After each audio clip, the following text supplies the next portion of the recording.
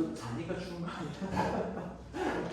야, 너 지금 깨어있는 애들 끄면 놓을 것 같고 오른쪽을 올리고 바람을 3칸, 바람을 1칸, 23도에 1칸 이렇게 하면 살짝 뜨뜻하더라.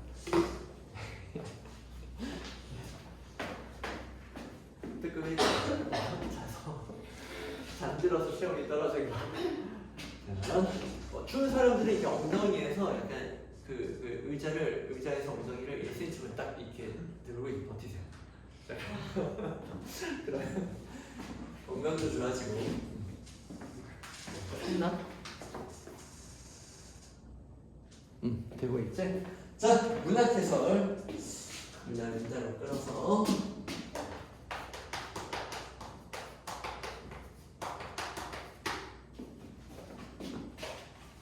일단 지문별로 오답률이 높은 거 선생님 조사해오며 그거 좀 풀이를 하고, 그리고 읽는 법에 대해서 코멘트 좀 하고, 그리고 다른 거 질문 있으면 받고 뭐 이렇게 할게. 2대 공전 수특이 있지? 그렇지? 얘들아, 소설은 다 기억하려고 달달 외워서 기억해서 풀어야지 라고 하는 순간 정말 희한하게 점수가 안 나와. 오케이? 근데 희한하게 내가 읽어내야지 하면서 요소를 읽어내게. 이런 부분이니까 이런 의미, 이런 부분이니까 이런 의도, 이렇게 공부를 하잖아? 그러면 진짜 기억이 오래 가. 그래서 이제 역설적인 거야. 그래서 이해하려고 좀 하시고, 그 지문을 이해해서 이 작품은 이런 구성으로 이런 의도로 지어졌구나 이해를 하고, 그리고 해설서에 보면 그리고 수특 설명서 같은 것도 파일로 그때 안진호 선생님이 올리기도 하고 그랬잖아. 그리고 뒤에 답안지 같은 거 보면 줄거리 같은 거 소설 나와 있거든. 그 줄거리를 읽고 주제까지 보고 이런 의도로 작품이 구성됐구나 이렇게는 좀 알아두면 좋아. 그럼 다른 장면이 나와도 좀 자신감도 생기고. 근데 이제 EBS와 다른 지문이 나오면 내용 파악은 또 새로 해야지. 그렇지? 그래서 아버지의 땅 같은 경우는 여러분이 쉽게 접근했을 것 같고, 중요 장면이 나와서 너희가 잘 알아뒀었을 텐데 바로 거기가 그대로 나왔거든요. 아버지의 땅은 좀 쉽게 접근했어야 되고, 이대공전은 좀 다른 장면이라 너희가 내용 파악을 다시 했어야 합니다. 이렇게 어제 상담했던 재중반 어떤 애가 어려웠대. 그래서 보니까 인물 파악이 좀 어려웠대. 그래서 그랬더니 역시나 수특을 아직도 안 풀었어. 이 새끼야, 넌 닭이 싸지 마. 이런 말을 했지. 인물은 대략적으로 파악이 됐어야지. 인물은 처음 읽어도 할 수 있어야 되지만 수특에 나왔던 작품 인물 파악은 대략은 좀 잡혀 있어야 되는 거죠. 그렇죠? 그렇게 좀 파악을 했어야 되고, 그리고 여러분한테 했던 말이 장면을 구성하는 3요소가 뭐라고 했지? 인물 사건 배경은 소설 구성을 할 때, 소설 사건을 짤 때 3요소고, 장면을 구성하는 3요소는 인물, 공간, 시간이야. 그래서 글을 읽을 때, 비문학을 읽을 때에도 사람 나오거나 공간 중심으로 나오거나 시대별 16세기, 17세기, 18세기 나오거나, 이거는 정보를 정리하는 하나의 큰 틀이 되는 거야. 그리고 소설을 할 때 내가 이거 말한 패턴 그대로 내지 않았어? 장소가 나오잖아?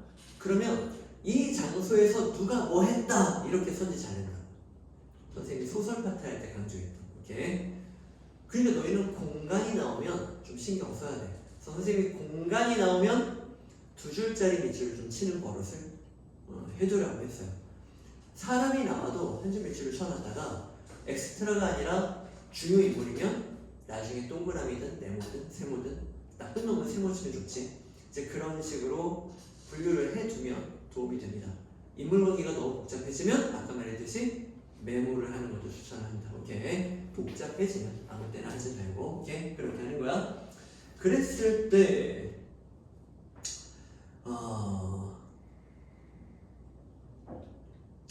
이제 여러분한테 18번 문제 같은 거, 이 오답률이 높진 않았어요. 오답률이 높진 않았습니다. 서열 15위 안에는 안 들어갔던 거야. 근데 어느 공간에서 뭐 하나, 뭐 했나 이런 것들 물어보잖아.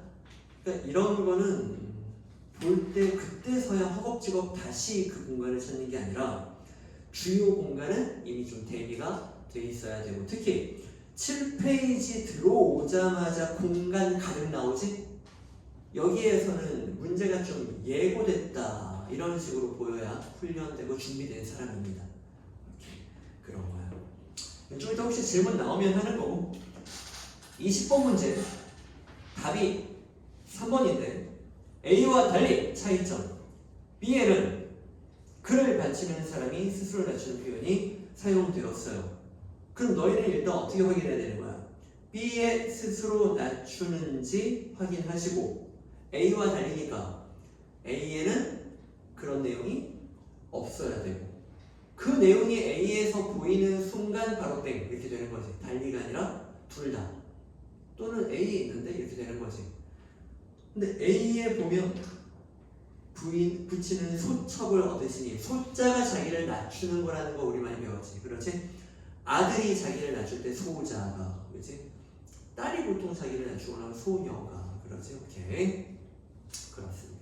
장수가 임금이나 주군 앞에서 자기를 낮출 때도 소장이 이렇게 말을 하잖아. 그렇습니다.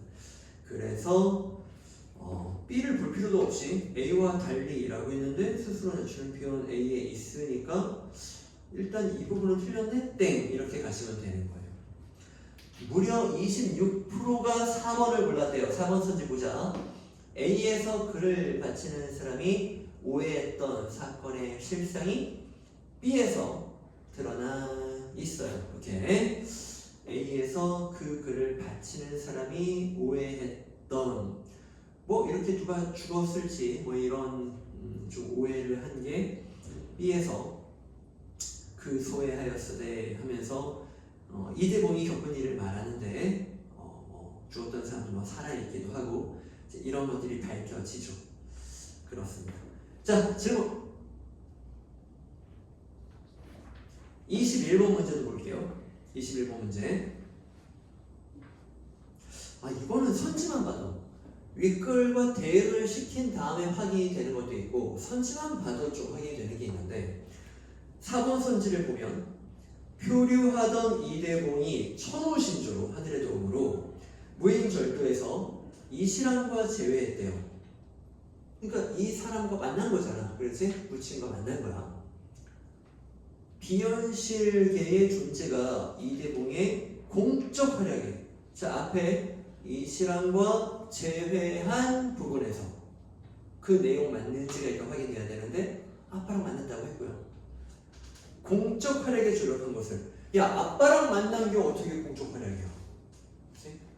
선생님이 아빠랑 만나기 전에 전쟁도 했고, 그러니까 다른 데로 가지 말고 얘는 제외한 것에 라고 말하고 있잖아. 써진 그대. 얘가 말하지 않은 다른 근거를 가지고 싸우면 안 돼.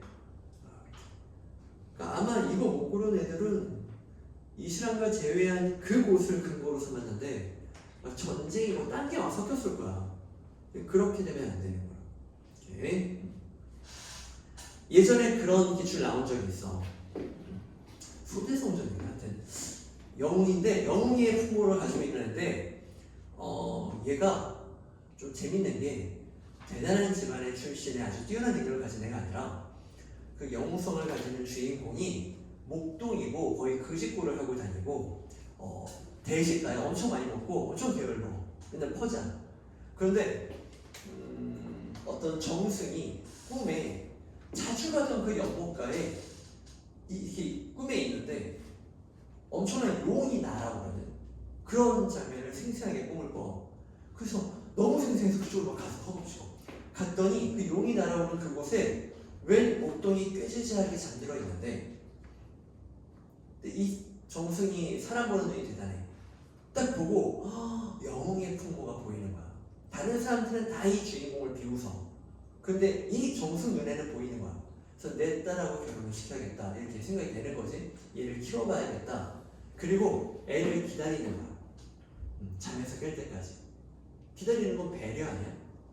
얘가 기다려. 그러다가 하도 자니까 주인공 좀 공 때려. 완전히 잠들이야. 그래서 얘를 깨워. 복잡이 왜 이렇게 기느냐? 긴가? 일어나 봐라. 깨워. 그리고 선지가 어떻게 나왔냐면 기다려준 건 그 배려심을 말한다. 이렇게 나왔어. 근데 애들이 무적으로 틀렸어. 애들이 그걸 왜 틀린 선지라고 얘기해? 결국 깨웠잖아요.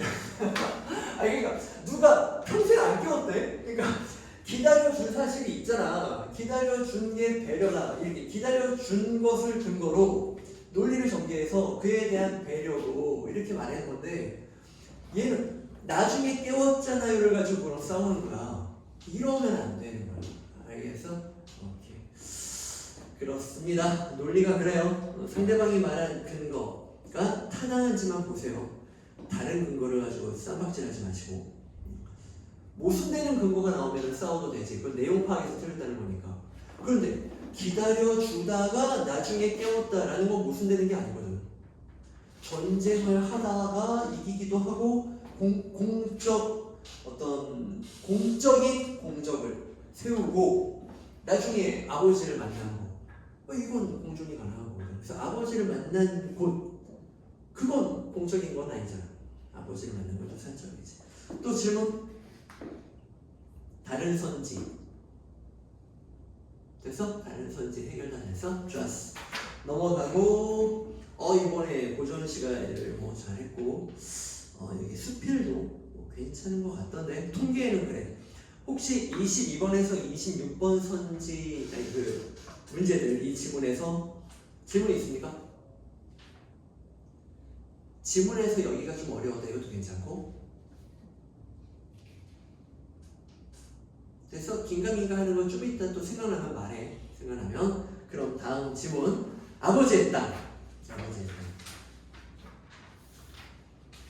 이거 여기 읽어보기도 했겠고 대략적인 내용도 좀 기억하지. 이제 엄청나게 이제 학살된 이제 그런 유골이 아무렇게나 마을에 붙여있는 이런 곳이 있었던 거야. 그래서 정찰을 나갔던 이제 애들이 그 유골을 발견하고 혹시 동네 사람인가? 하고 내려와서 마을의 노인을 데려오지. 근데 그 노인이 이제 그런 말을 하는 거야. 이게 이제 적군의 유골일 수도 있으니까 혹시 빨갱이들 아니야? 뭐 이제 얘기를 하는데 노인이 약간 감정이 격해지면서 바들바들 떨면서 말을 하는 거지. 죽은 다음에까지 꼭 그렇게 이 편 내 편 나눠서 싸워야겠느냐? 그러지? 다 불쌍한 영혼인데 뭐 이렇게 말을 하는 거야. 그러면서 그런 말을 들을 때 주인공이 생각을 하는 거지. 주인공은 어렸을 때 아버지 없이 자라서 좀 힘들었어. 근데 그 아버지가 그 사상, 이념적인 활동을 하러 집을 나갔던 거지. 그러니까 주인공은 아버지가 원망스럽기도 한 거지. 근데 어머니는 남편한테 뭐 이렇게 이념적으로 뭐 이렇게 남편을 대하진 않을 거 아니야. 남편은 사랑하는 남자일 뿐이야. 그러니까 엄마는 그 남편이 돌아오기를, 주인공이 아빠가 돌아오기를 계속 간절히 기도했던 거야. 근데 아빠한테 화가 나 있던 주인공은 그게 싫었던 거지. 그렇지? 나쁜 아빠, 가족을 버린 아빠, 이념에 미친 아빠, 이제 이 생각을 한 거야. 근데 엄마는 이념을 초월한 사랑을 보일 수밖에 없는 그런 입장인 거거든. 그리고 주인공은 그 노인이 유골을 정성스럽게 손질하고 이렇게 이제 사후 처리를 해주는 그 과정에서 죽어서까지 이념을 따져야 되겠어. 이제 이런 말을 들으니까 주인공은 깨닫는 게 있는 거야. 우리 아버지도 이렇게 어디선가 이 유골처럼 쇠사슬 같은 거에 손이 묶인 채로 어디서 죽어서 땅에 묻혀 있을 수 있겠는데 이런 약간 연민의 감정도 들고 아버지를 좀 불쌍히 여기는 그런 어떤 갈등, 아픔 이런 게 좀 쓱 풀리는 어머니가 좀 이해도 되는 이런 심리를 겪게 되는 거지. 그러니까 이 작품 주제는 이렇게 구성한 작가의 의도를 뭐가 되는 거야? 이념을 초월한 사랑으로 우리는 이제 좀 용서하고 이념적 대립의 아픔을 극복해보자. 이렇게 얘기를 하고 있는 거죠. 그렇죠? 그러면 자 가의 날짐승 엄마가 그래 날짐승도 때가 되면 돌아오는데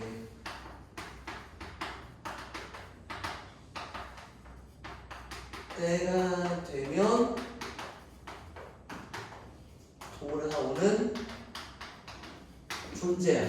그럼 얘가 이걸로 상징하는 건 아버지가 돌아오기를 바라는 남편이 돌아오기를 바라는 어머니의 소망을 말하는 거지. 그치?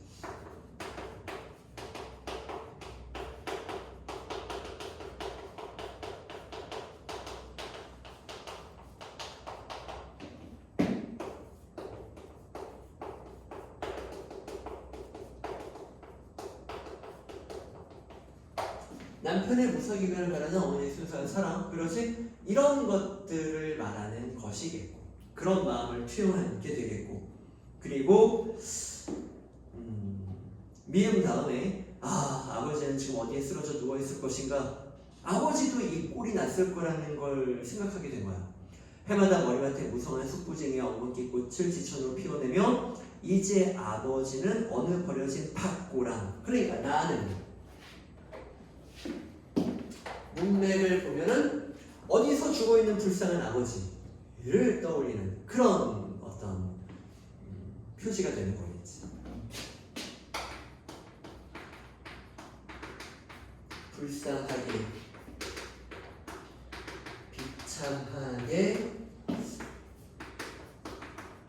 어디선가 죽어 있을 아버지를 연상하는 그렇지? 또는 희생자들, 전쟁의 희생자들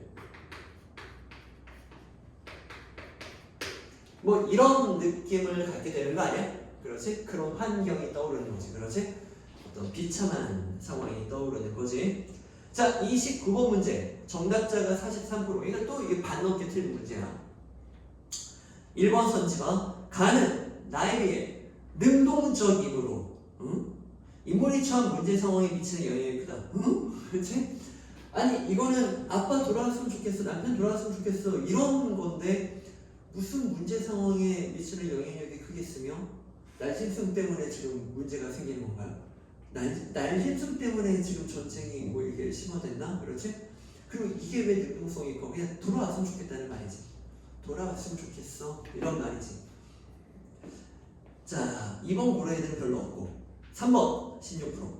나는 가와 달리 희망적인 성격 아니지. 오히려 희망이라고 하는 건 이거면 몰라도 그렇지? 돌아왔으면 이거면 몰라도 왜 이게 희망적입니까?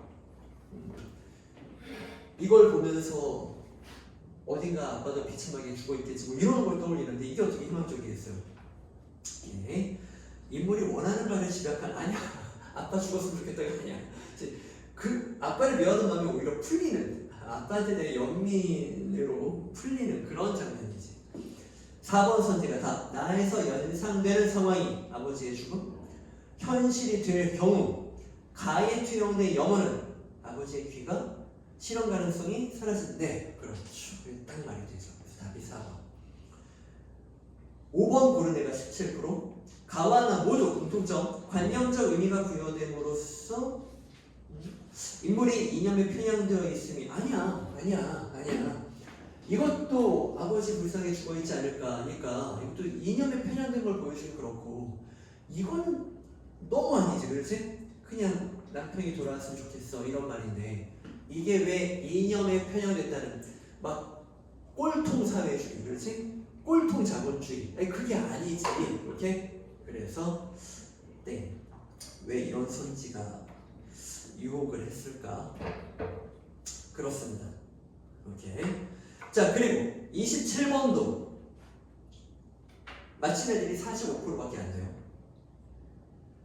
중요한 건 이런 건 작품을 공부할 때 미리 대비해 놓는 게 아니에요. 순간순간의 판단력. 대신 서술자에 대한 지식은 좀 있어야 되는 거. 서술자가 누군지. 오케이. 나가 나옵니다. 서술 부분에서. 그럼 1인칭 서술자 맞지? 니은 봐봐. 나는 서술자가 나야. 담배를 피워 물었다.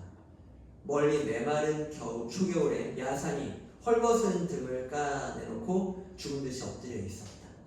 사위는 주변은 온통 잿빛의 풍경이었다. 핑 현기증이 일었다. 야 누가 현기증이 일었다는 걸까? 그렇지 나. 그렇지? 그리고 선지를 봐. 서술자와 지각의 주체가 핑 한 애가 뚜렷이 구분된다. 나라며 이렇게 야 내가 핑 여기 서술자 말고 또 누가 있는지도 모르겠는데 이게 왜 구분이 돼? 그래서 나는 그러니까 이것도 애들이 고생했을 거라는 생각을 전혀 못했던 문제예요. 내가 현기증이 일었을 텐데 누가 또 있다고 뭐가 구별이 될까? 이렇게 선생님이 이제 3, 4, 5번 안 봤거든요. 2번에서 답이 확실히 나왔다고 생각을 했는데 이걸 헷갈렸다고 해서 자 애들이 헷갈린 것도 좀 구경은 해봅시다. 시간이 조금 있지? 자 3번 선지 18%가 골랐대요. 디귿 그건 아버지였다. 아버지의 환영이 떠오르는 거야. 언젠가 어머니의 낡은 반다지 깊숙한 그런 가구, 서랍, 반다지 깊숙한 옷가지 밑에 숨겨져 있던 액자 속에서 학생복 차림으로 서 있던 그대로 그건 영락없는 그 사내였다. 그녀 어머니 뒤에 바짝 따라오고 있는 한 사내의 환영. 지금 환상 속에 어머니도 보고 아버지도 보이는 건데 지금 얘는 아버지를 직접 본 적이 없잖아. 얘가 뱃속에 있을 때 아빠가 나가버렸으니까. 그러니까 얘는 아버지의 환영이 보이는데 어머니한테 있던 아버지의 사진에서 본 그 모습으로 지금 환영이 보이는 거야. 디귿 내가 아니라 내가 지각하는 대상을 주어로 서술함으로써 그건 그 사내였다. 그러네. 내가 아니라 그 환영으로 나타난 그건 그 사내가 맞더라. 지각의 대상을 부각한 그렇지. 지각의 대상이니까 그 환영 아버지의 환영 맞잖아. 그렇지? 오케이 하면 되는 거지. 내가가 아니라 그는 그가 그 사내였더라. 사진 속에 그 사내가 영락없이 맞더라. 그래서 그 아버지의 환영에 집중을 하는 효과가 있죠. 오케이. 이게 일리가 있는지, 선지는 일리가 있는지 이렇게 보면 되는 거지. 25%가 5번을 골랐대. 미음? 미음 앞에 문맥이 뭐야? 그 사내의 눈은 잔뜩 겁에 질려 있는 채로였다. 이거 진짜로 보는 거야? 환영이야? 그 환영이지? 지금 아버지도 어디선가 총살을 당했겠지? 라고 하는 그 총살 장면을 지금 떠올리고 있는 거지. 지금 얘네가 총살을 시키는 게 아니지. 그 사내의 눈은 잔뜩 겁에 질리는 채로였다. 총성이 울렸고 빵! 그는 허물어지듯 앞으로 고꾸라지고 있었다. 그러니까 이렇게 총살을 당했지 않았을까? 라고 상상하는 거야. 불현듯 시야가 부옇게 흐려왔다. 자, 5번 선지 미음에서 뭐래? 지각의 주체를 알리는 표지가 나타나지 않아서 그러네. 시야가 부옇게 흐려온 주체가 누군지를 말하지 않았네. 누가 지각한 바를 서술한 것인지 모호한 상황이 빚어진다. 그러면 지금 서술자가 상상하고 있고 아버지가 죽었을 때를 상상하고 있으니까 눈이 부옇게 흐려진다가 누구일 가능성이 있는 거야? 그렇지. 서술자가 아빠가 이렇게 죽었을지 모른다는 생각을 하니까 갑자기 눈에 눈물이 이럴 수도 있고 아빠가 빵 맞고 쓰러지면서 아빠도 눈앞이 뿌여졌겠지? 이렇게 상상할 수도 있고 일리가 있는지를 먼저 보라고 했잖아. 그럼 그렇게 두 개로 볼 수 있겠는데 모호하게 볼 수도 있겠는데 오케이 이거 안 된 애들이 많았다는 거지. 아마 선생님이 선지를 볼 때 반드시 일리가 있는지를 먼저 보고 못은 공존할 수 없는 정보가 있을 때 긋고 비약 근거가 너무 부족하면 긋고 이 두 가지에만 그어라.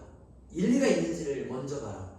이렇게 했는데 선생님이 질문을 워낙 많이 받으니까 아마 이거 착각한 애들은 둘 중에 하나가 머릿속에 떠올랐을 거고 그래서 나머지는 아니라고. 그렇게 내가 머릿속에 떠오른 것과 다르면 땡 이런 사고가 이해력에서는 안 좋거든.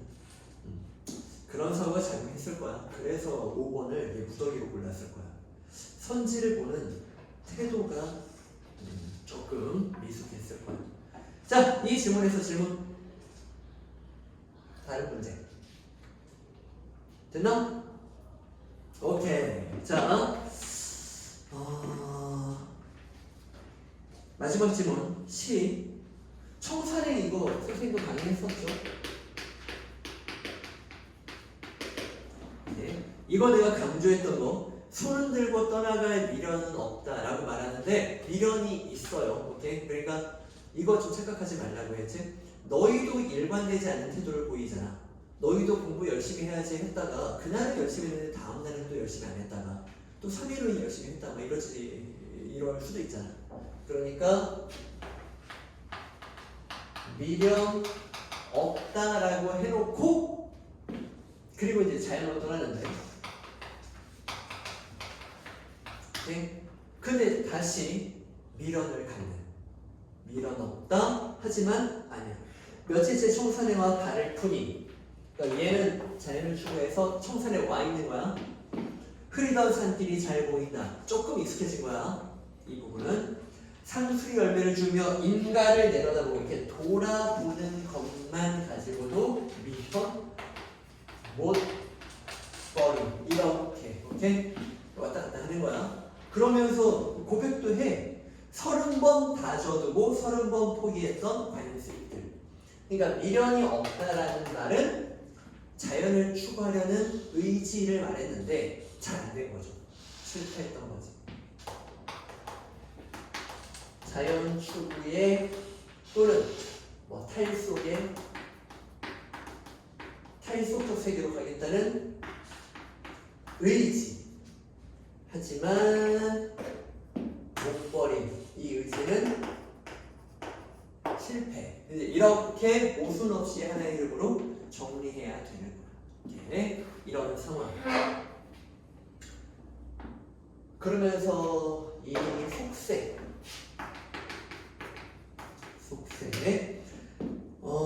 가늘게 흩어지는 저녁 용기가 한 가정의 고민의 양식으로 피어오르고 이 속세는 고뇌와 어떤 범민의 그런 공간.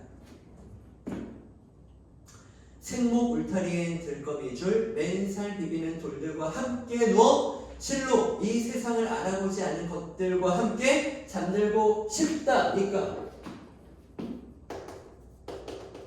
맨살 비비고 뭐 이런 것들 비비는 돌들 알아보지 않은 것들 그러니까 고뇌해보지 않은 것들 그치?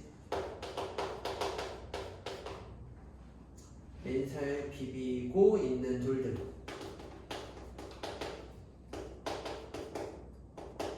잘하는 사람하고 이렇게 맨살 비비면은 기분 좋은 그런 느낌을 맨살 비비는 돌들을 추구하는 마음을 그렇게 표현하고 있는 거야. 약간 촉각적으로.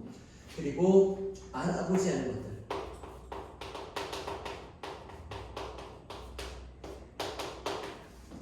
이런 걸 추구하고 있다는 거지. 나는 자연의 이런 속성이 좋아. 이렇게 말하는 거야. 번뇌 싫어. 번뇌 없는 너희 세계가 좋아. 그렇지? 이렇게 말하고 있는 내용입니다.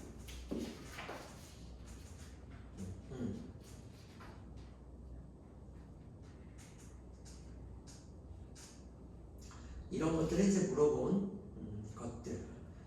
33번의 3번 손지 맨살을 드러낸 돌들이 부대끼는 형상으로 세파에 시달리는 게 아니라 세파에 시달리는 거야 오히려 반대 속성인 거죠. 그렇죠? 정반대의 긍정적인 속성이죠. 자, 그리고 좀 안타까웠던 게 마지막 문제 이것도 애들이 이렇게 많이 틀릴 줄 몰랐어요. 34번 문제 정답률이 32%거든. 야, 이건 비문학 A급 문제에서 나오는 그런.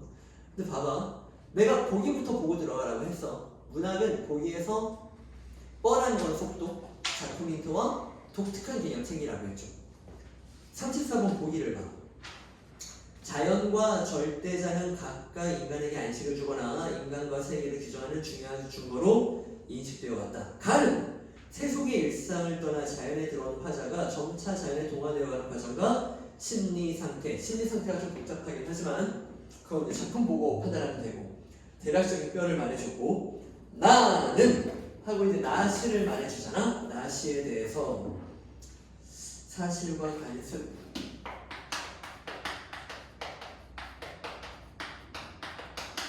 그리고 시는 정서 태도가 핵심이라고 했지. 고독과 관련된 이제 그런 심리가 있었다라는 걸 제목 보고 알 수 있는데 나에 대해서 보기에서 자신과 세계 인식의 준거였던 절대자와의 관계를 회의하고 회의라는 단어 여러 번 강조했죠. 회의가 뭐였지? 의심을 품고 될까? 아닐 것 같은데 이상한데 그치? 이렇게 하는 태도가 회의야. 그러면은 얘는 절대자와의 관계를 회의하고 이렇게 신은 없는 것 같아 뭐 이런 태도인 거지. 그렇지?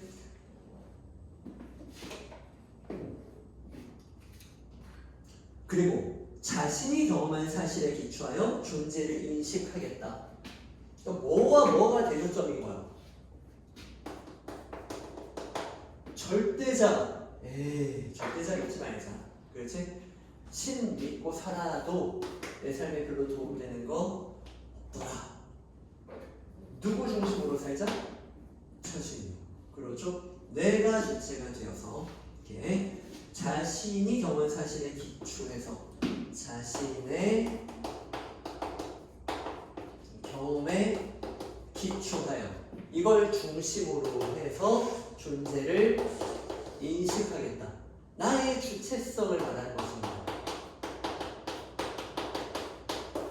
이렇게 신한테 기대지 말자. 이렇게 뼈대가 작고 뼈대가 작대서 그려 들어가야지. 그렇지? 그래서 거기에 맞춰서 읽는 거야.